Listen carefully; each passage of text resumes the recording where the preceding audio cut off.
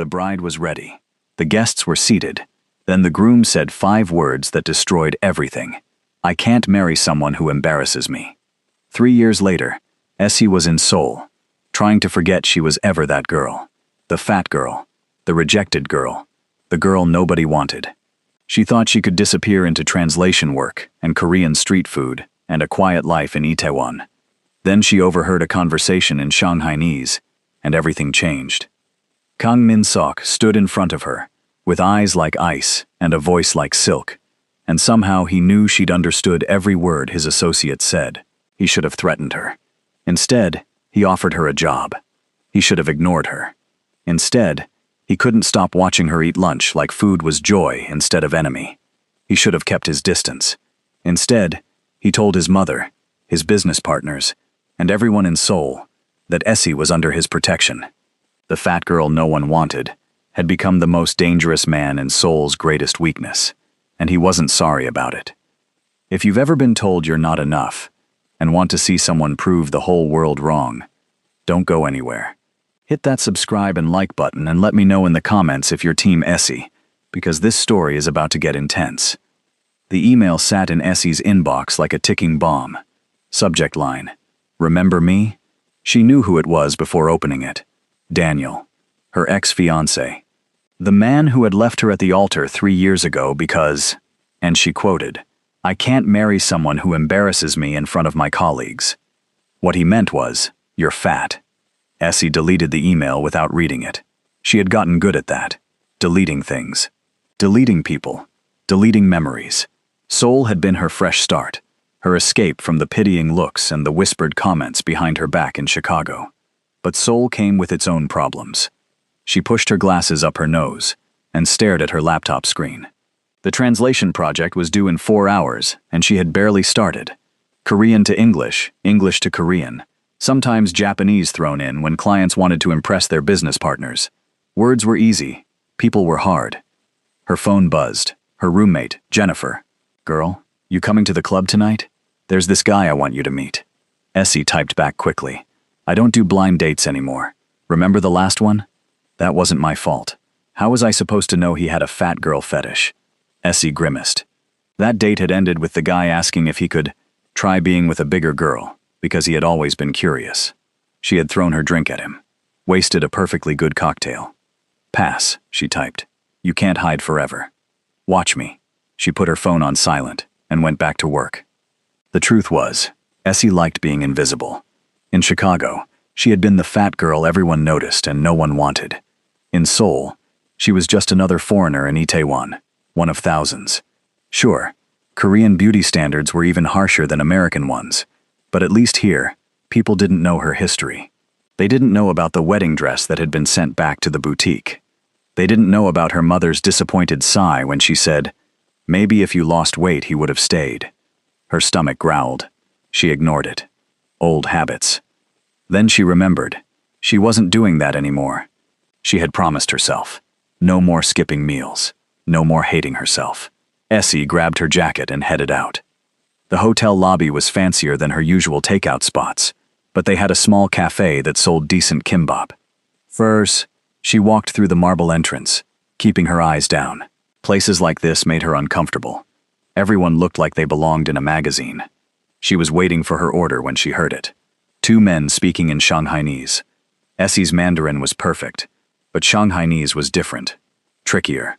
Her grandmother had spoken it. She had taught Essie when she was young, before dementia took those memories away. The men thought no one could understand them. They were wrong. "The shipment arrives Thursday," the first man said. His back was to her, but she could see his expensive watch. "Same location as last time." "The boss wants confirmation," the second man replied. He was younger, nervous. "Kang Min-sok doesn't like delays. Tell Kang Min-sok that the items are authentic. Ming Dynasty, verified. He'll get his money's worth." Essie's translator brain kicked in automatically. Ming Dynasty. Items. Shipment. This wasn't a normal business conversation. She grabbed her kimbap and turned to leave. That's when she bumped into him. Tall. That was her first thought. Her second thought was that his eyes were the coldest thing she had ever seen. Dark. Calculating. Like he was adding up everything about her, and finding the sum unimpressive. "Excuse me," she muttered. He didn't move. "You were listening." It wasn't a question. Essie's heart did something weird in her chest. "I was waiting for food." "You understand Shanghainese." How did he know that? Her face must have shown recognition. Stupid. She should have kept her expression blank. "I don't know what you're talking about," she said. The cold-eyed man tilted his head slightly. Someone appeared beside him, a shorter man with sharp features. "Boss, should I handle this?" "Boss." So this was Kang Min-sok. "No need, Jae-sung." Min-sok's voice was smooth, almost pleasant. That made it worse somehow. "I'm sure this young lady was simply picking up dinner. Weren't you?" It was a warning, wrapped in politeness. Essie nodded. "Just getting food. I don't care about your conversation. Have a nice evening." She walked away with measured steps, not too fast, not too slow. Her hands were shaking. She made it to the street before she let herself breathe. What had she just witnessed? If you're enjoying Essie's story so far and want to know what happens when she gets tangled up with Seoul's most dangerous man, leave a comment below, telling me what you think of Kang Min-sok. Is he dangerous, or is there something else hiding behind those cold eyes? Let's discuss. Essie thought that would be the end of it. She was wrong. The next morning, there was a man outside her apartment building. He was reading a newspaper, but his eyes followed her when she left for the coffee shop. Coincidence, she told herself. But he was there again that evening. And the next morning, different man, same energy. She was being followed. Essie had two choices: panic, or pretend she didn't notice. She chose option 2. If they wanted to waste their time watching her translate boring documents and eat ramyeon alone in her apartment, that was their problem. 3 days passed. The surveillance continued. Then the job offer came. It was hand-delivered to her apartment. A cream-colored envelope, expensive paper. Inside was a single card with an address in Gangnam, and a time, 2 p.m. today. No signature. No explanation. Essie knew who it was from. She should have thrown it away. Should have called the police. Though what would she tell them? A rich man wants to meet with me? That wasn't illegal. Curiosity killed the cat, her grandmother used to say. But Essie had never been good at walking away from puzzles. She showed up at 1:55. The building was sleek, modern glass and steel. The lobby had real marble floors, and a receptionist who looked like she had never eaten carbs in her life. "I'm here to see someone," Essie started. 23rd floor, the receptionist said without asking her name. "They're expecting you." The elevator ride felt too long and too short at the same time. When the doors opened, Jae-sung was waiting. "This way." He led her down a quiet hallway to a corner office. Min-sok sat behind a dark wood desk, reading something on his tablet. He didn't look up when she entered. "Sit," he said. Essie remained standing. "I'd rather not." That got his attention. He glanced up, something flickering in those cold eyes. Surprise, maybe. "You followed me for 3 days," Essie continued. "You know where I live, where I work, probably what I eat for breakfast. So let's skip the power games. What do you want?" Jae-sung made a choking sound.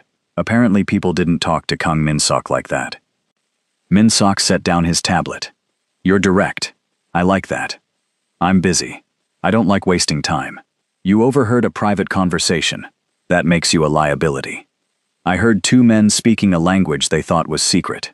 That's not my problem. It became your problem when you understood them." Min-sok stood up, walking around the desk. He moved like someone used to people getting out of his way. "I need a translator. Someone fluent in Mandarin, Shanghainese, Korean, English. Someone discreet. There are agencies for that. Agencies talk. You, I think, know how to keep your mouth shut." Itzy crossed her arms. "And if I refuse, then you continue your quiet life in Itaewon, and I continue having you followed, just to make sure you stay quiet." He paused. "Or you take the job. The pay is generous. The work is mostly legitimate." "Mostly?" "I deal in acquisitions. Art, antiques, rare items. Sometimes the provenance is complicated." "You mean illegal?" "I mean complicated." Min-sok's expression didn't change. "I'm not asking you to hurt anyone. I'm asking you to translate conversations and documents. What I do with that information is my concern." That's not exactly a moral high ground. I'm not offering you moral high ground. I'm offering you 2 million won a month, flexible hours, and my guarantee that you'll be safe in this city. 2 million won. That was almost double what she made freelancing. Essie should have said no, should have walked out, but something stopped her. Maybe it was the money. Maybe it was the fact that Min-seok looked at her like she was a person, not a body. He hadn't once glanced at her size, hadn't made any comments. To him, she was simply someone useful. That was almost refreshing. Trial period, she heard herself saying. 1 month. If I don't like it, I walk away. No following, no threats. Min-seok extended his hand.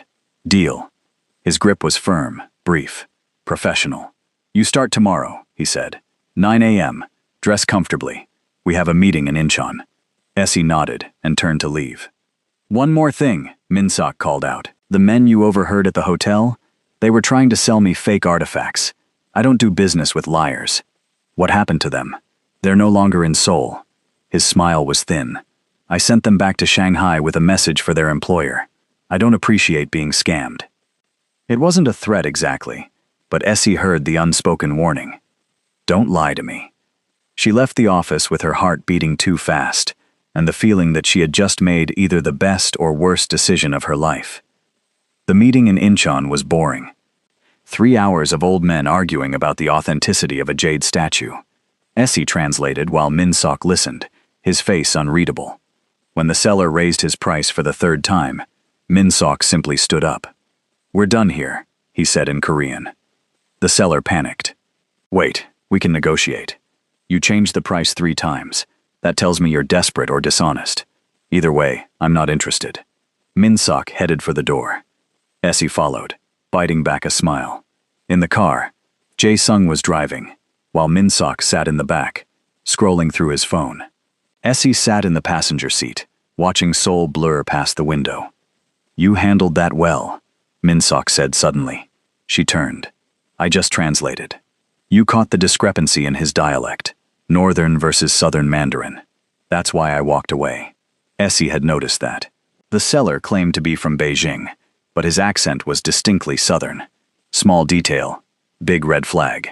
You notice things, Min-seok continued. That's useful. I'm a translator. Language tells you everything about a person. What does my language tell you? Essie considered this. You speak Korean with a Seoul accent, but there's a Busan undertone. You were raised there, moved here later.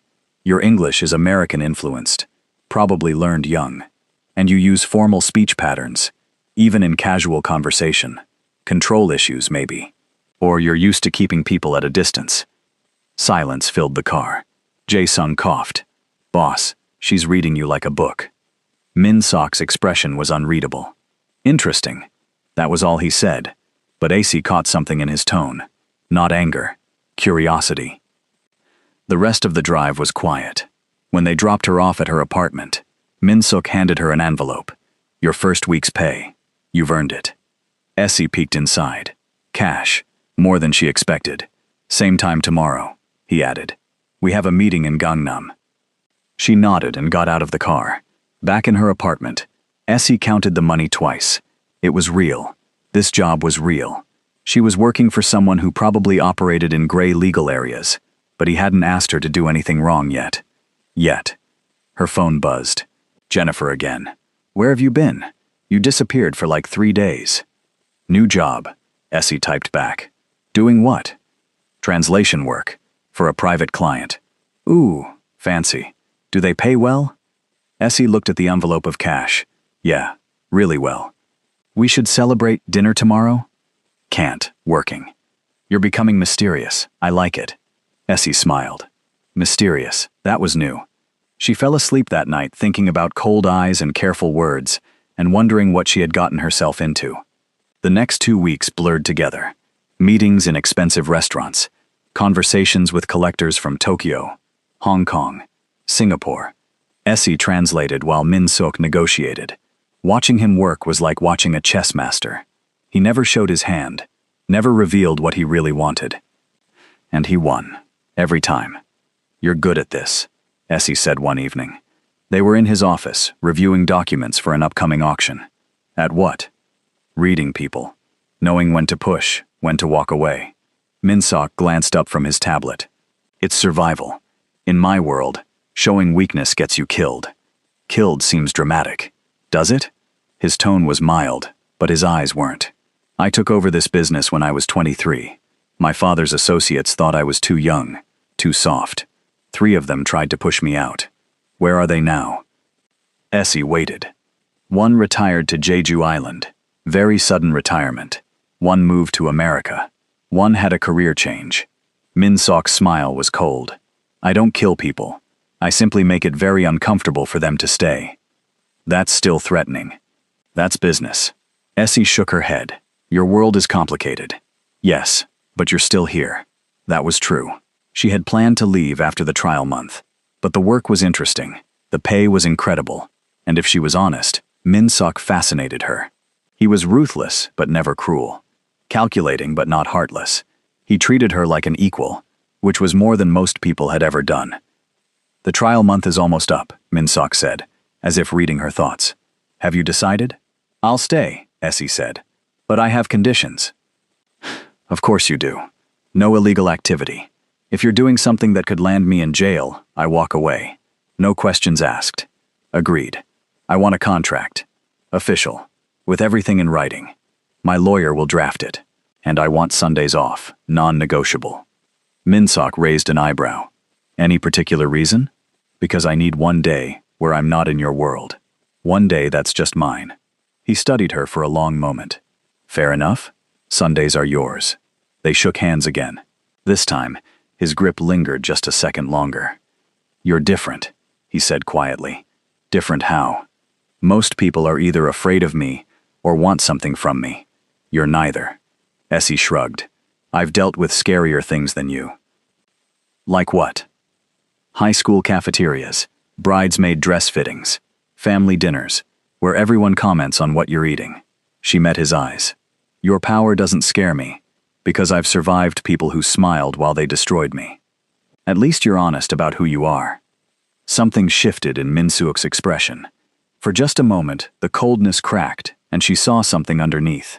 Loneliness, maybe. Then it was gone. Get some rest, he said, turning back to his tablet. Tomorrow, we're meeting with a client from Beijing. He's particular about protocol. Essie gathered her things and headed out. In the elevator, she let herself breathe. Working for Kang Minsok was like standing next to a fire. Warm, dangerous, and if you got too close, you'd burn. She just had to remember to keep her distance. But when she got home that night, she found herself thinking about that crack in his armor, that brief glimpse of something real. And she wondered what it would take to see it again. The problem started with lunch. Essie had brought kimbap from the convenience store. She was eating at the small table in Minsok's office, scrolling through her phone, when she noticed him watching her. What? She asked, mouth half full. You eat like someone who enjoys food. She swallowed. Is that a crime? Most people in this building survive on coffee and salads they don't finish. Sounds miserable. It is. He paused. There's a restaurant downstairs. Order whatever you want. Put it on the company card. Essie shook her head. This is fine. It's convenience store food. It's good convenience store food. She took another bite to prove her point. Besides, I don't need you buying me things. It's not charity. Employees get meal allowances. Then give me the allowance. I'll decide what to eat. Minsok looked like he wanted to argue, then stopped. You're stubborn. You're controlling. Jae-sung, who was standing by the door, made that choking sound again. Essie was starting to think it was his default reaction to her conversations with Minsok. I'm not controlling, Minsok said carefully. I'm efficient. You're controlling. Essie finished her kimbap. But I'm getting used to it. Something flickered in his eyes. Amusement, maybe.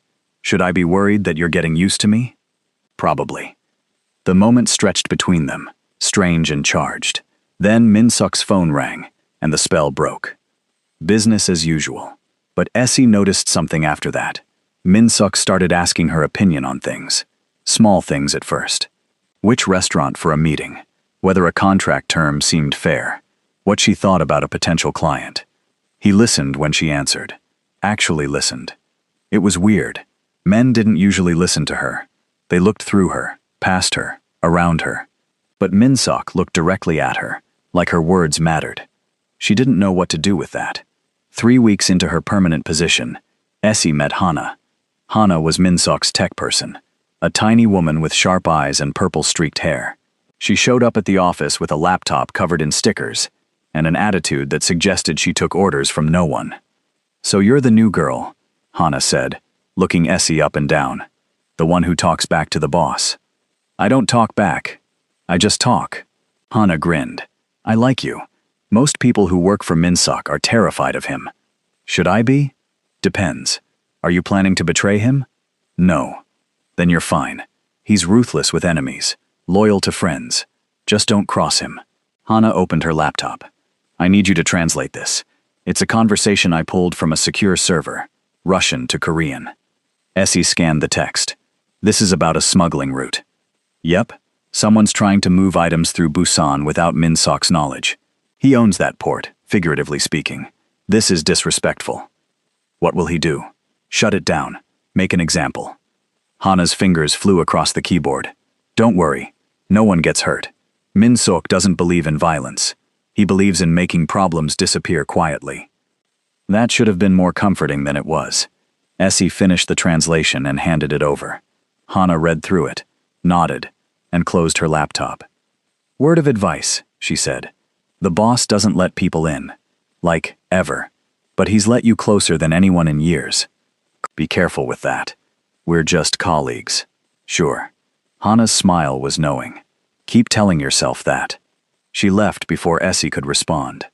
The words stuck with Essie for the rest of the day. Min-seok didn't let people in. But what did that mean for her? She wasn't trying to get close to him. This was just a job. Just a job where her boss watched her eat lunch like it was fascinating. Where he remembered how she took her coffee. Where he had stopped having her followed and started asking her to stay late. Not for work, just to talk. Oh no. Essie pushed the thought away. She was not developing feelings for Kang Min-seok. That would be stupid, dangerous, completely ridiculous. Her phone buzzed. A text from Min-seok. "Dinner meeting tonight. Bring your formal clothes. The client is particular about appearances." Essie looked at her closet later that evening and wanted to scream. Formal clothes. She owned exactly one dress that qualified, a black thing she had bought for a funeral. Everything else was jeans and oversized sweaters. She put on the dress. It fit, barely. She looked at herself in the mirror and saw every flaw. Too wide here, too round there. The dress emphasized everything she usually tried to hide. Her mother's voice echoed in her head. "If you just lost weight, you'd be so pretty." Essie took a breath. No, she wasn't doing this. She looked fine. Professional. That was enough. The car picked her up at 7. Min-seok was already inside, wearing a dark suit. He glanced at her when she got in, and for a second, something crossed his face. Too fast to read. "You look nice," he said. "I look acceptable." I said nice. I meant it. Essie didn't know how to respond to that, so she changed the subject. "Who are we meeting?" "Choi Sang-woo. He runs an auction house in Seoul. Wealthy, well-connected, and knows everyone's secrets." Min-seok's tone was neutral, but something underneath wasn't. "Be careful around him. He collects people the way others collect art." The restaurant was in Gangnam, all dim lighting and quiet elegance. Choi Sang-woo was waiting at a private table, a man in his 40s with an easy smile and expensive taste. He stood when they arrived. "Min-seok, good to see you." "Sang-woo." Min-seok's handshake was brief. "This is Essie, my translator." Sang-woo's eyes lingered on Essie, a beat too long. "Charming. Please, sit." The dinner was supposed to be about an upcoming auction. Ming Dynasty pottery, rare pieces. Min-seok wanted first look before the public sale. But Sang-woo kept steering the conversation toward Essie. "You're Korean American?" he asked. "Yes, your Korean is excellent. Better than most foreigners. My grandmother insisted I learn properly." "Smart woman." Sang-woo smiled. "You must miss American food. Perhaps I could take you to a good burger place sometime. There's one in Itaewon that's surprisingly authentic." Essie blinked. Was he asking her out? In front of Min-seok? "I'm fine with Korean food," she said carefully. Still, it would be nice to show you around Seoul. I know all the best places. Min-sok set down his wine glass with a sharp click. Essie is busy. Her schedule is full. Surely she has some free time. She doesn't. The temperature in the room dropped 10 degrees. Sang-woo's smile didn't waver, but his eyes sharpened. Of course, I didn't mean to overstep. The rest of the dinner was tense. Business talk only. When they finally left, Essie could feel Min-sok's mood like a storm cloud. In the car, he was silent. That was weird, Essie finally said. He was testing me. By asking me out? By touching what's mine. The words hung in the air. Essie turned to stare at him. I'm not yours. Min-seok's jaw tightened. Poor choice of words. I meant he was being disrespectful. To who? You? I can handle my own conversations. I know you can. He looked out the window. But in my world, everything is a power play. He wasn't interested in you. He wanted to see if he could take something from me. That's twisted. That's my life. Essie shook her head. I don't understand your world. Good. You shouldn't have to. But that wasn't entirely true anymore. She was part of this world now, whether she liked it or not. And Min-sok's reaction to Sang-woo had revealed something interesting. He was jealous. Kang Min-sok, the cold, calculating man who controlled half of Seoul's underground art market, was jealous over her. Essie didn't know whether to be flattered or terrified. The next day, flowers arrived at the office. 24 roses. The card read, "Apologies for any awkwardness. Dinner was lovely. Perhaps coffee sometime. Sang-woo."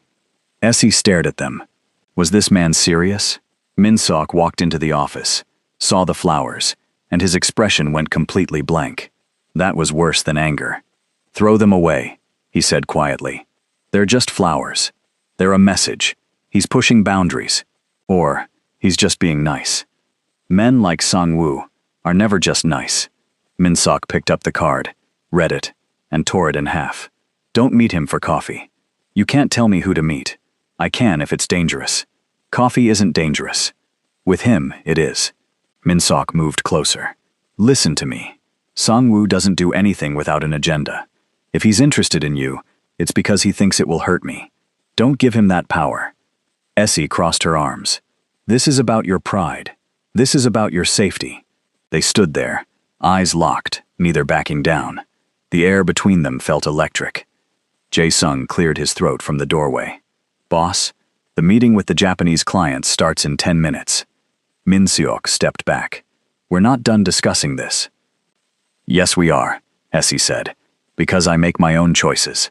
She left the office before he could respond, but she threw away the flowers. Not because Min-seok told her to, because something in his eyes had looked genuinely worried, and she trusted that more than Sang-woo's roses. Want to know what happens when Min-seok's jealousy gets even more complicated, and Essie finds herself in real danger? Drop a comment telling me if you think Essie should keep her distance, or let Min-seok protect her. I'm reading all your thoughts. The meeting with the Japanese clients was important. A ceramics dealer from Kyoto, interested in acquiring pieces for a private museum. Essie translated, while Min-seok negotiated. Everything was going smoothly until the dealer mentioned his daughter. She's studying art history in Seoul, the man said in Japanese. Perhaps your translator knows good places for young people. My daughter is looking to make friends. Before Essie could answer, Min-seok spoke in perfect Japanese. I'm sure Essie would be happy to share recommendations. Essie managed not to show her surprise. Min-seok spoke Japanese? Since when? After the meeting, she confronted him. You've understood Japanese this whole time? Yes. Then why do you need me to translate? Because people are more honest when they think I don't understand.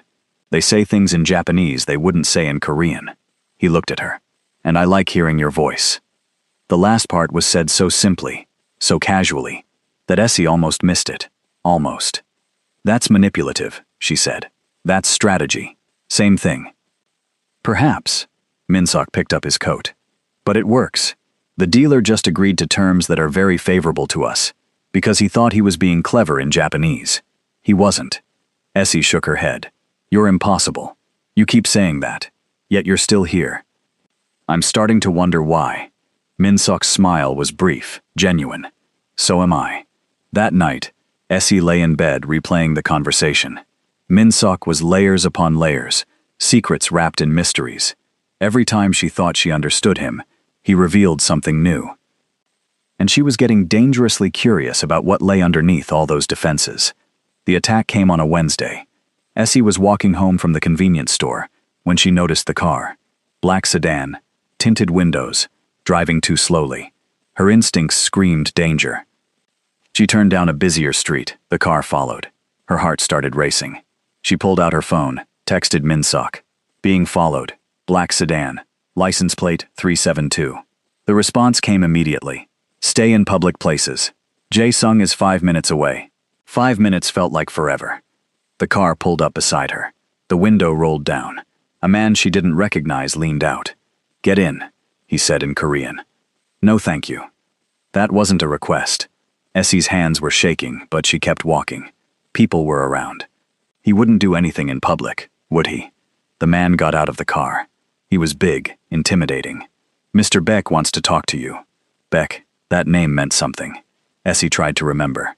Min-sok had mentioned the Beck family once. Rivals, dangerous. I don't know any Mr. Beck, she said. But you know Kang Min-sok. That's close enough. The man reached for her arm. Essie jerked back. Don't touch me. A crowd was starting to notice. The man hesitated. Then another car pulled up, fast. Jae-sung jumped out with 2 other men. Step away from her, Jae-sung said. His voice was calm, but his eyes were deadly. The Baek family man assessed the situation, saw he was outnumbered, and got back in his car. Give Min-seok a message. Nothing he cares about is safe. The car drove away.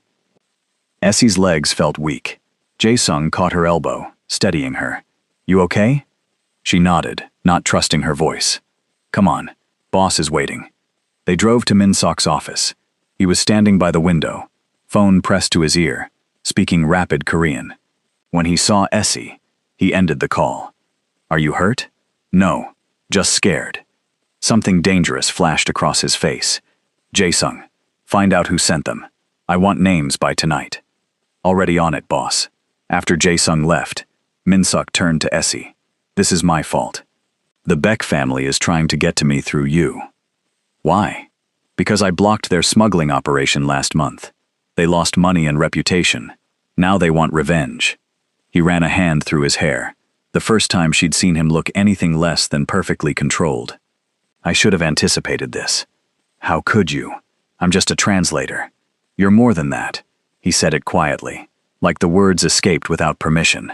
Edisar's heart did something complicated. What am I then? Min-sok looked at her for a long moment. Someone I can't afford to lose.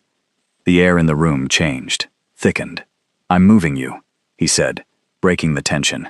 My penthouse in Hanamdong. Security is better there. I have an apartment. Your apartment isn't safe. I can take care of myself. Can you take care of yourself against the Beck family? They don't play by rules. Min-sok's voice was hard. This isn't a request. Pack your things. You're moving tonight. Essie wanted to argue, wanted to insist she didn't need protecting. But the truth was, she was scared. That man had been ready to force her into a car. Who knows what would have happened if Jae-sung hadn't arrived? Fine, she said. But this is temporary. Of course. They both knew he was lying. Min-sok's penthouse was ridiculous.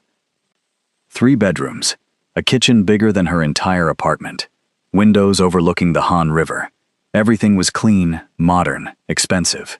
It looked like a hotel. Guest room is down the hall, Min-sok said. Everything you need should be there. If not, tell Jae-sung. Set down her suitcase. Where's your room? Other side of the penthouse. You'll have privacy. And the 3rd bedroom? Office. He paused. Make yourself comfortable. This is your home now. Temporary home. Right, temporary. But the way he said it suggested nothing about this arrangement felt temporary to him. That first night, Essie couldn't sleep. The bed was too comfortable. The room too quiet. She got up around midnight to get water and found Min-sok in the living room, working on his laptop. Can't sleep? He asked. Too much quiet. My apartment has noise. Traffic, neighbors, sirens. This place is like a library. You'll get used to it. Essie sat on the opposite end of the couch. Can I ask you something? Yes. Why are you really doing this? I'm an employee. You could just hire me a bodyguard. Min-sok closed his laptop. In the dim light, his face looked different. Softer, maybe. You want the truth? Always. I don't know. He said it like a confession. You're right. The logical thing would be a bodyguard. But the thought of you in danger, of something happening to you because of me, it makes me feel things I haven't felt in years. What things? Fear. Real fear. Not the calculated kind. The kind that keeps you up at night. He looked at her. You've gotten under my skin somehow. I don't like it, but I can't seem to stop it either. Essie's breath caught. This was honesty. Raw, unfiltered honesty, from a man who lived behind walls. I don't know what to say to that, she admitted. You don't have to say anything. Min-sok stood up. Get some sleep. Tomorrow we're meeting with my lawyer. I want to make sure the Back family knows you're under my protection officially. He left before she could respond. Essie sat there in the dark, her heart racing. This was getting complicated. More complicated than she had ever intended. And the scariest part? She didn't want to run away anymore. The lawyer meeting was intense. Papers were drawn up, declaring Essie an essential member of Min-sok's organization. It gave her legal protections, but it also tied her to him officially. This makes you untouchable, the lawyer explained. Anyone who harms you is directly attacking Kang Min-sok. In our world, that's a declaration of war. Your world sounds exhausting, Essie muttered. The lawyer smiled. You get used to it. After signing everything, Min-sok took her to lunch, a small restaurant in Samcheong-dong, quiet and private. You don't have to do all this, Essie said over bibimbap. I want to. Why? Because you're important. To your business? To me. There it was again. That honesty that made her chest feel tight. Min-sok, she started. Don't. He set down his chopsticks. Don't tell me this is inappropriate or complicated, or wrong. I know it is, but I'm not asking you for anything. I'm just being honest. Honesty is dangerous. I know, but I'm tired of pretending I don't care when I do. Essie looked at him. This man who controlled so much, but couldn't seem to control his feelings for her. It would be easy to fall. So easy. But falling meant risking everything, and she'd been broken before. I need time, she said quietly. Take all the time you need. I'm not going anywhere. They finished lunch in comfortable silence, and when Min-sok's hand accidentally brushed hers reaching for the water, neither of them pulled away. It was a small thing. Barely anything, but it felt like everything. 2 days later, Min-sok's mother arrived. Essie was in the kitchen making coffee when an elegant woman in her 60s walked into the penthouse like she owned it. Where is my son? Essie nearly dropped her mug. He's in his office. And you are? His mother. The woman's eyes traveled over Essie, assessing and finding her lacking. And who are you? Essie, I work for your son. You live here too, apparently. Her tone could have frozen fire. How convenient. Min-sok appeared in the doorway. Mother, I didn't know you were coming to Seoul. Clearly. She gestured at Essie. We need to talk. Alone. Essie escaped to her room, but she could hear the argument through the walls. You're living with a woman? Have you lost your mind? It's not like that. She works for me. In Busan, we have words for women who live with men they work for. Mother, stop.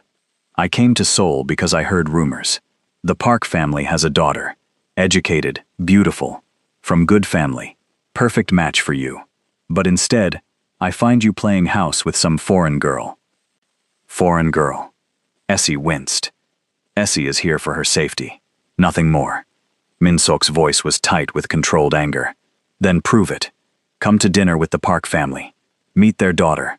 Show Sale that you're serious about your future. Silence. Then Min-sok said something too quiet for Essie to hear.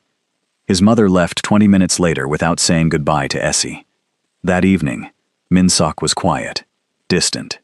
You don't have to explain, Essie said. My mother has expectations. I gathered that. She wants me to marry someone appropriate, someone from the right family, with the right background. He laughed bitterly. Someone nothing like you. Is that supposed to make me feel better? No. It's supposed to explain why this is complicated. Essie nodded. So what are you going to do? Min-suk looked at her, and in his eyes she saw conflict. Duty versus desire. Expectation versus want. I don't know yet, he admitted, and that uncertainty hurt more than a rejection would have. The dinner with the Park family was scheduled for Friday. As he knew, because she overheard Jae-sung confirming the reservation. 7 p.m., at some restaurant she couldn't pronounce. Min-suk would meet the Park daughter, make polite conversation, and probably end up engaged by dessert. That was how these things worked in his world. She told herself she didn't care. This was a job. Min-suk was her boss.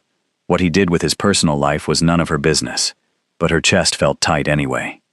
Thursday night, she found him in his office, staring at nothing. You okay? She asked. Define okay. Not looking like you're about to face a firing squad. He smiled, but it didn't reach his eyes. My mother called. The Park family is excited. Apparently their daughter studied in Paris. Very cultured. Very appropriate. Sounds perfect. Yes, perfect. He said it like a curse. Essie, I need to tell you something. Her heart stopped. What? If I do this, if I meet this woman and my mother approves, things will move fast. Engagement, marriage, the whole plan. It's what's expected. I understand. Do you? He stood up, moving closer. Because I don't. A month ago, I had my life planned. Business, strategy, control. Everything made sense. Then you walked into that hotel lobby, and nothing has made sense since. Min-suk, I'm going to that dinner tomorrow, because I owe my mother that much. But I need you to know something first. He stopped right in front of her. Whatever happens, whatever I choose, you changed something in me. You made me want things I thought I'd given up on. Like what? Like being myself, instead of who everyone expects me to be. The words hung between them, heavy with meaning. Essie wanted to tell him not to go. Wanted to say that duty and expectation were just chains people wore willingly. But who was she to tell him that? She was nobody. A translator. A foreign girl his mother had looked at like dirt on expensive shoes. Good luck tomorrow, she said instead. That's it? Good luck? What do you want me to say? I want you to tell me not to go. His voice was raw. I want you to give me a reason to disappoint everyone. I can't do that. This has to be your choice. Min-suk's jaw tightened. You're right. Of course you're right. He walked past her, and Essie stood there feeling like she'd just lost something she never actually had. Friday came too fast. Min-suk left at 6:30, wearing a suit that made him look untouchable. He didn't say goodbye. Essie tried to distract herself with work, translation projects, emails, anything to stop thinking about him sitting across from some beautiful, appropriate woman who fit perfectly into his world. Around 8, her phone buzzed. Jennifer. Please tell me you're free tonight. I'm dying of boredom. Essie almost said no. Then she thought, why not? Sitting here torturing herself was pathetic. Where are you? She typed. Hongdae. There's this new cafe. Very cute. Very Instagrammable. Give me 40 minutes. Essie changed into jeans and a sweater, told the security guard she was going out, and caught a taxi to Hongdae. The cafe was packed with college students and couples. Jennifer waved from a corner table, already halfway through something bright pink and probably too sweet. You look sad, Jennifer said immediately. Boy problems? Something like that. Tell me everything. So Essie did. Not the dangerous parts. Not the Beck family or the underground business. But the rest. The complicated feelings. The impossible situation. The man who was probably getting engaged right now. Jennifer listened, sipping her drink. When Essie finished, she said, You know what your problem is? Enlighten me. You think you're not worth fighting for. So when someone doesn't fight, you assume it's because you're not enough. Jennifer leaned forward. But maybe he's just scared. Maybe he needs to know you'd fight too. It's not that simple. It never is. But life's too short for playing it safe. Essie was about to respond when someone grabbed her arm. She turned, heart jumping. A woman she didn't recognize stood there, smiling too widely. Essie, right? Your friend is outside. She said she needs help with something. What friend? The one waiting in the car. Come on. Every instinct screamed danger. Essie tried to pull away, but the woman's grip was iron. Jennifer, call Jae-sung, Essie said quickly. Tell him. A man appeared on her other side. Don't make a scene, just walk. They pulled her toward the door. Essie's mind raced. Scream? Fight? The cafe was crowded, but these people clearly didn't care. Outside, a van waited. The side door open. Oh no. Essie dug her heels in. Let me go. Mr. Beck wants a conversation. You can come willingly, or we can make it unpleasant. The Beck family. Of course. Someone shoved her forward. Essie stumbled, fell into the van. The door slammed shut, and the vehicle started moving before she could get up. There were 3 people inside besides her. 2 men and the woman who had grabbed her. None of them looked friendly. Where are you taking me? Essie demanded. Quiet. They drove for 30 minutes. Essie tried to memorize turns, directions, anything useful. Her phone was in her pocket, but one of the men took it immediately. No calling for help, he said. They ended up at a warehouse in an area Essie didn't recognize. Industrial, abandoned. The kind of place where screaming wouldn't matter. They pulled her inside, sat her in a chair. Someone tied her wrists, not tight enough to hurt, but secure. An older man walked in, well-dressed, confident. This had to be Mr. Beck. Essie, he said pleasantly, thank you for joining us. I didn't have much choice. True, but let's be civil about this. He pulled up a chair, sat across from her. You work for Kang Min-seok. That makes you valuable. I'm just a translator. Don't insult my intelligence. Min-seok doesn't let just anyone into his life. You're special to him, which means you're useful to me. Essie's mouth went dry. What do you want? Simple. I want Min-seok to return what he took from me. Territory, connections, respect. He embarrassed me. I don't appreciate that. So this is about pride. Everything is about pride. Beck leaned forward. Here's what's going to happen. I'll contact Min-seok. Tell him I have you. He'll negotiate. And while he's distracted trying to save you, I'll take back what's mine. He won't negotiate.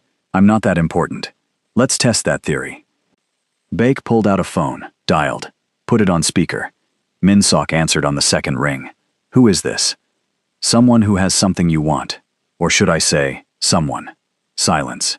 Then Min-seok's voice, deadly quiet. If you've hurt her, she's fine. For now, but her continued health depends on you being reasonable. What do you want? The Busan route, the connections in Incheon, and a public apology. You're insane. I'm patient. You have until tomorrow night to decide. Business empire or the girl. Choose wisely. Beck hung up. Essie's heart was pounding. Min-seok had sounded terrified. Actually terrified. For her. Comfortable? Beck asked. Not particularly. Good. Maybe you'll convince your boss to be smart. He stood up. Guard her. Don't hurt her. Yet. He left. Essie assessed the situation. 3 guards, 1 door, her hands tied. Not great odds. But she'd been underestimated her whole life. People looked at her and saw weakness. They were always wrong. The guards were talking among themselves. One was Vietnamese. She'd heard his accent when he spoke Korean. Excuse me, Essie said in Vietnamese. Can I have some water? The Vietnamese guard looked up, surprised. You speak Vietnamese. My best friend in college was from Hanoi. She taught me. Essie kept her voice gentle, conversational. What's your name? Min. I'm Essie. Nice to meet you, considering the circumstances. Min looked uncomfortable. This isn't personal. I know. You're just doing a job, right? She paused. Can I ask you something? Do you trust Mr. Beck? That's not my concern. But you work for him. That makes it your concern. Essie leaned forward slightly. What do you think happens after tomorrow? Win or lose? Beck won't want witnesses. People who can identify him, testify against him. Min's expression shifted. He hadn't thought about that. I'm guessing he promised you good pay for this job, Essie continued. But did he promise you safety after? Or are you just another loose end? The other 2 guards didn't speak Vietnamese. They had no idea what she was saying. What are you suggesting? Min asked quietly. I'm suggesting that you're smarter than this. You don't strike me as someone who hurts people for fun. This is just money. But your life is worth more than money. Even if I wanted to help you, I can't. The others. Tell them you need to move the car. Or check the perimeter. Something. Create a distraction. I'll handle the rest. Min stared at her. You're either very brave or very stupid. Maybe both. But I'm also right. You know I'm right. He was quiet for a long moment. Then he stood up, said something in Korean to the other guards about checking outside. They nodded, barely paying attention. Min walked past Essie's chair. As he did, something small and sharp dropped into her lap. A knife. Essie waited until he was gone. Then, carefully, she angled the knife against the rope binding her wrists. It took 3 minutes of awkward sawing, but the rope finally gave. Her hands were free. Now came the hard part. She stood up slowly. The 2 remaining guards looked over. I need the bathroom, she said. Sit down. I really need the bathroom, unless you want me to make a mess here. They exchanged glances. Finally, one stood. Fine, but if you try anything. Essie didn't let him finish. She grabbed the chair she'd been sitting on and swung it hard into his stomach. He doubled over with a grunt. The second guard lunged at her. Essie dodged, tripped him. He fell hard. She ran. Out the door, into the darkness. She had no idea where she was, but anywhere was better than that warehouse. Behind her, shouting. They'd realized she was gone. Essie ran faster than she'd ever run in her life. Her lungs burned. Her legs screamed. But she didn't stop. She saw lights ahead. A main road. Traffic. Almost there. Someone grabbed her jacket. She twisted, broke free, kept running. She burst onto the main road, waving her arms at a taxi. It screeched to a halt. Please, she gasped. I need to get to Hanam-dong. It's an emergency. The driver took one look at her terrified face and nodded. Get in. She collapsed into the back seat. Through the rear window, she saw her pursuers stop at the edge of the road.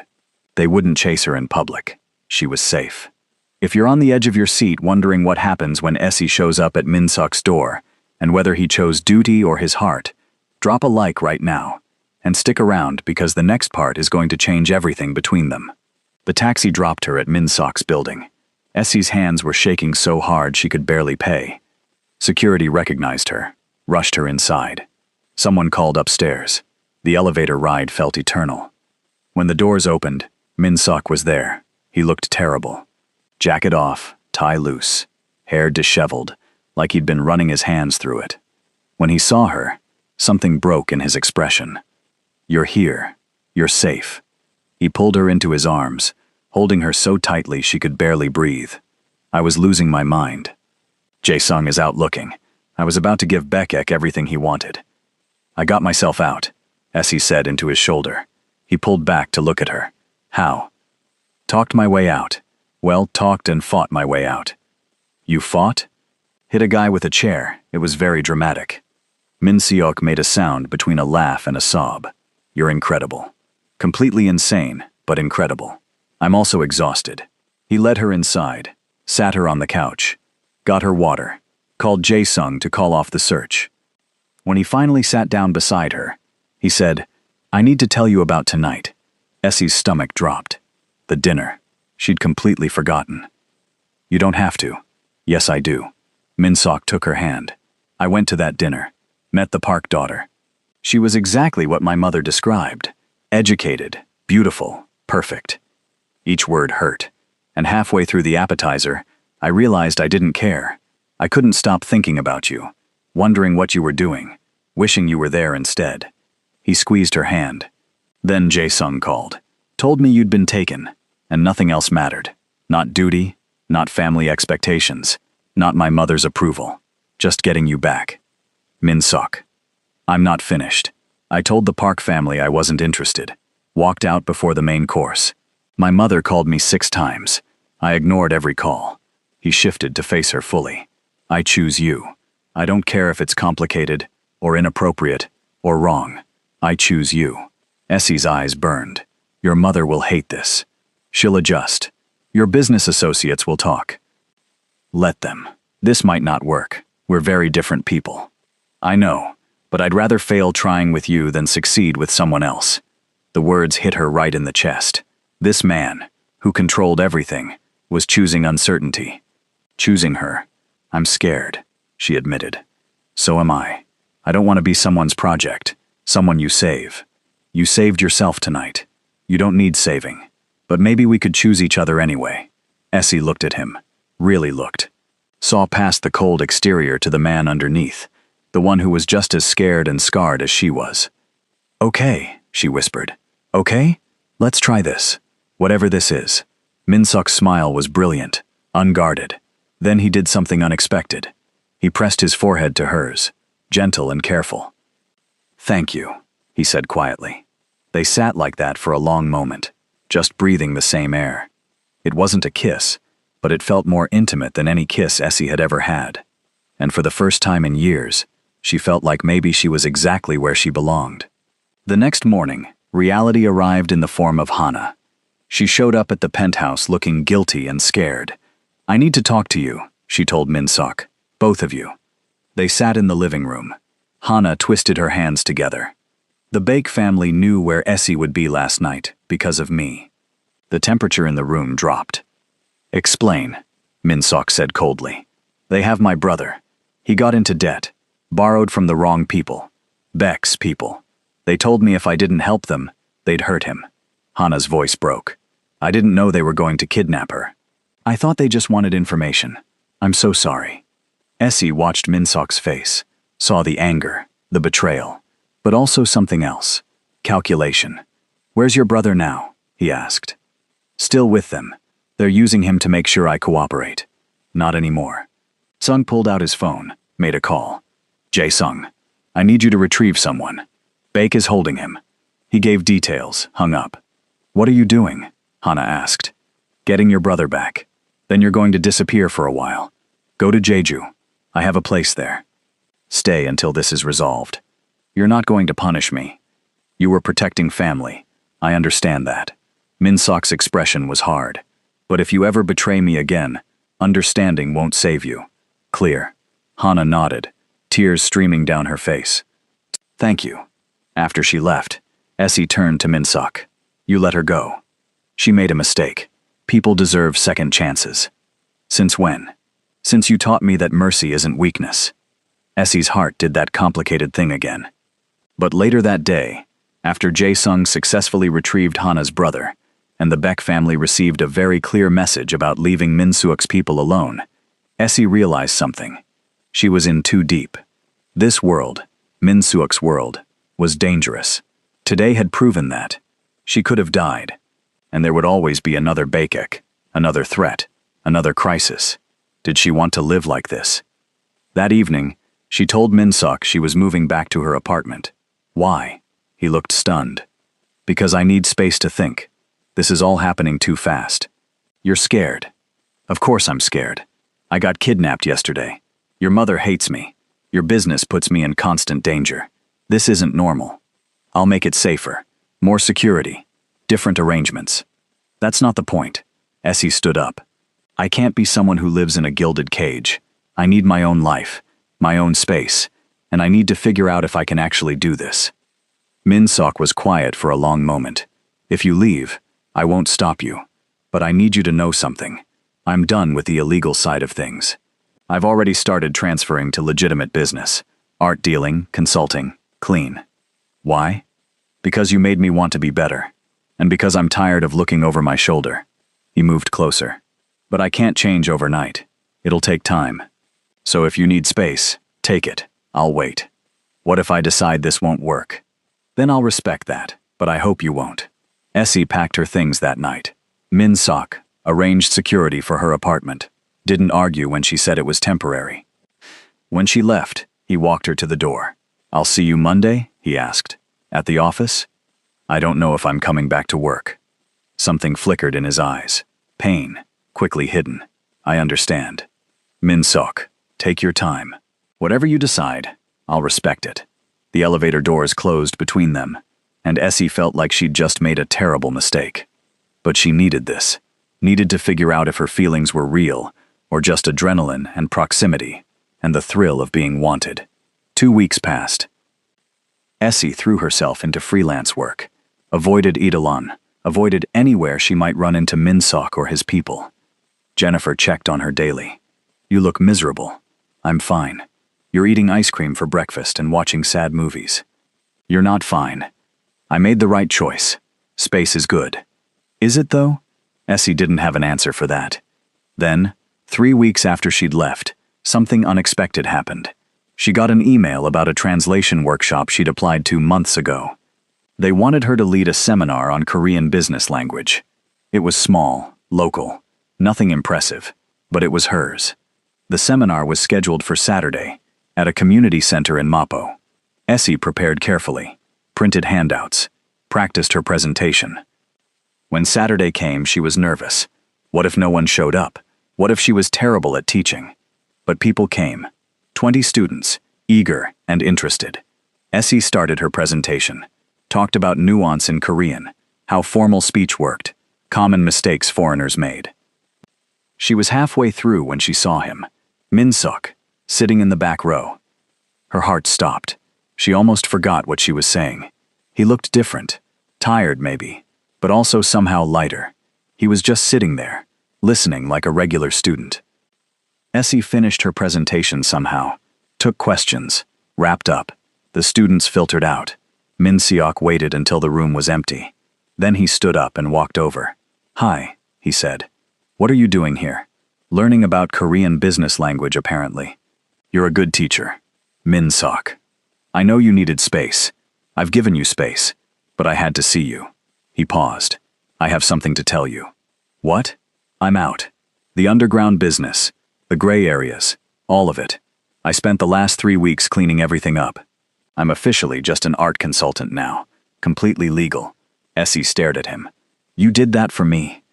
"I did it for us, for the possibility of us." He took a breath. "I don't need you to complete me. I don't need you to save me. But I choose you, every single day. And I will keep choosing you for as long as you'll let me." Tears pricked her eyes. "That's a really good speech. I practiced in the mirror." She laughed through the tears. "You're ridiculous. I'm serious. About you. About this." He moved closer. "Tell me what you need. Space? Time? Therapy? I'll do anything." "You'd do therapy? If it means I get to keep you in my life, I'd do interpretive dance, though I'd prefer therapy." Essie smiled. This man, this impossible, complicated, wonderful man. "I want separate apartments," she said. "For now, I need my own space." "Done. And transparency. No more secrets." "Agreed. And yes, couples therapy. We're both disasters. We need professional help. I'll make an appointment Monday. And I want to keep working. My own clients, my own projects. Not just for you. I wouldn't have it any other way." Essie looked at him. "This is going to be complicated. I know. Your mother still hates me. She'll come around. Eventually. Maybe. We're very different people. That's what makes it interesting. I'm still scared." Min-seok took her hands gently. "So am I. But I'd rather be scared with you than safe without you." And that, Essie thought, was the truest thing anyone had ever said to her. "Okay," she whispered. "Let's try this. For real this time." His smile was like sunrise. "For real." He started to lean in, then stopped. "Can I kiss you?" "Not here. Too public." "Later then?" "Maybe. If you're good. I'm always good." "You're always trouble." "Same thing." They left the community center together, hands linked, and Essie felt something she hadn't felt in years. Hope. 6 months later, things were different. Essie had her own apartment in Yongsan, small but hers. She ran translation workshops twice a month and had just signed a book deal for a memoir about body image and resilience in Korean society. Min-seok's business was 75% legitimate and growing. He'd even hired an ethics consultant, which made Essie laugh for a solid 10 minutes. They had dinner together 4 times a week, spent weekends exploring Seoul, argued about everything from politics to the best ramyeon brand. Therapy was helping. Slowly. Dr. Kim said they were her most stubborn clients, but also her most committed. Min-seok's mother had sent one dinner invitation. Essie had gone. It had been awkward and tense, but Min-seok's mother had said at the end, "You make him happy. I suppose that's something." It was progress. Today was Sunday, Essie's day off. She was in her kitchen attempting to teach Min-seok how to make kimchi jjigae. "More gochugaru," she instructed. "That seems like a lot. Are you questioning my grandmother's recipe?" "I wouldn't dare." He added more red pepper flakes. The stew bubbled happily. My mother wants us to come to Busan next month, Min-sok said casually. Is that a good idea? Probably not, but she asked specifically for you to come. Essie looked at him. Really? She said, and I quote, I want to see if this girl can handle my son properly. Someone needs to keep him humble. I like your mother more already. They ate dinner on her small balcony overlooking the city. Seoul spread out before them. Millions of lights in the darkness. Do you ever regret it? Min-sok asked. Choosing this? Me? Essie thought about it. About the scared girl who had gotten off a plane 3 years ago. About the woman who had been left at an altar because she wasn't enough. About the translator who had accidentally stumbled into a dangerous man's life. No, she said honestly. This isn't easy, but it's real. You're real.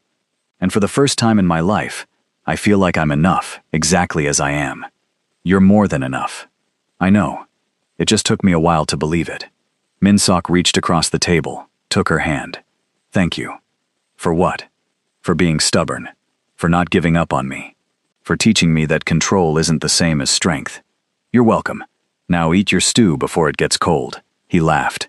That real laugh she'd worked so hard to earn.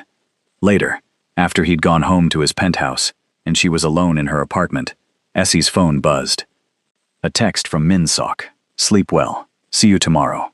She smiled and typed back. You too. Don't stay up working too late. Yes, ma'am. I'm serious. I know. That's why I'm already in bed. Liar. Fine. 5 more minutes then bed. Good night, Min-sok. Good night, Essie. She set down her phone and looked around her small apartment. At the life she'd built. The person she'd become. The fat girl no one wanted had found someone who wanted all of her. But more importantly, she'd found herself. And that was the real happy ending. So that's Essie and Min-sok's story. From a chance encounter in a hotel lobby to finding real love in the most unexpected place. If this story touched your heart, if you saw yourself in Essie's journey, or if you're rooting for love that chooses you exactly as you are, do me a favor. Hit that subscribe button because I have more stories like this coming your way. Stories about real people finding real love in messy, complicated, beautiful ways. And leave a comment telling me what part of this story resonated with you most. Was it Essie's strength? Min-sok's transformation? Their journey to choosing each other? I want to hear from you. Thanks for being here. Until the next story, remember that you are enough, exactly as you are. Someone out there is looking for exactly who you are, not who you think you should be. See you soon.